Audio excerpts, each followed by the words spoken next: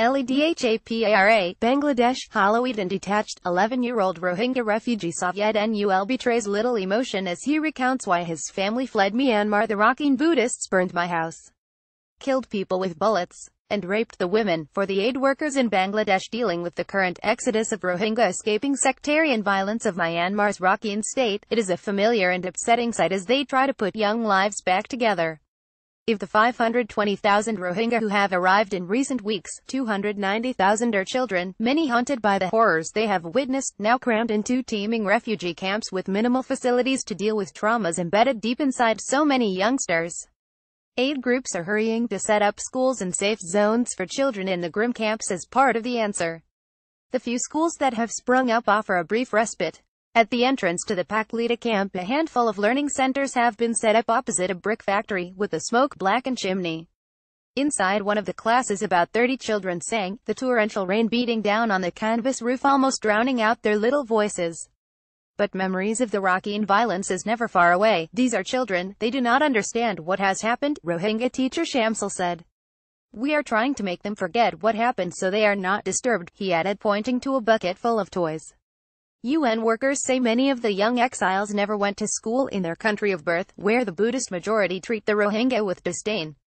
The Myanmar authorities say the military have only targeted Rohingya militants in their crackdown in Rakhine since August 25, but many of the kids in camps around the Bangladesh border town of Cox's Bazar recount scenes of massacres, torture and rape. Their villages were theaters of war, with the noise and the bullets everywhere, says Shimail Das, 22, another teacher at the hastily set up school. Alam, Das and the other teachers deliberately do not discuss the Rakhine horrors in class. If we talk about the atrocities with them, it could damage their minds at first. But in time it could help ease their pain, said Morsid Akhtar, a Bangladeshi teacher. There are currently 200 learning centers in the camps teaching 17,000 Rohingya. But those schools are just a drop in the ocean compared to what is required. The UN Children's Agency, UNICEF, says it needs to build 1,300 schools. The curriculum is also starkly different from Bangladeshi schools in the region, a reflection of how the Rohingya are far from welcome even in the comparative safety of Bangladesh. The only permitted subjects are English, the Burmese language, math and health advice such as washing hands. The Bengali language used everywhere in Bangladesh is deliberately off-limits. Before the current exodus, Bangladesh already hosted some 400,000 Rohingya refugees from previous upsurges in Rakhine's long history of sectarian violence. The Dhaka government has let the new Rohingya refugees in, but it does not want to do anything that could facilitate their integration. Their freedom of movement is strictly limited and marriages between Rohingya and local Bangladeshis are banned. They don't need Bengali. English is an international language, said local education department official Mohammed Zakara.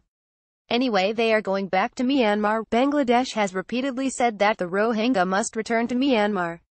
But Myanmar, which has always refused to give them citizenship, has made vague promises. Few of the Rohingya expect to return to their villages in Rakhine.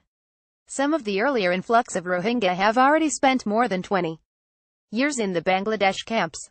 And that means children like Syed Nul may have to live with their Rakhine traumas in squalid camps for decades to come. AFP less than previous page next page greater than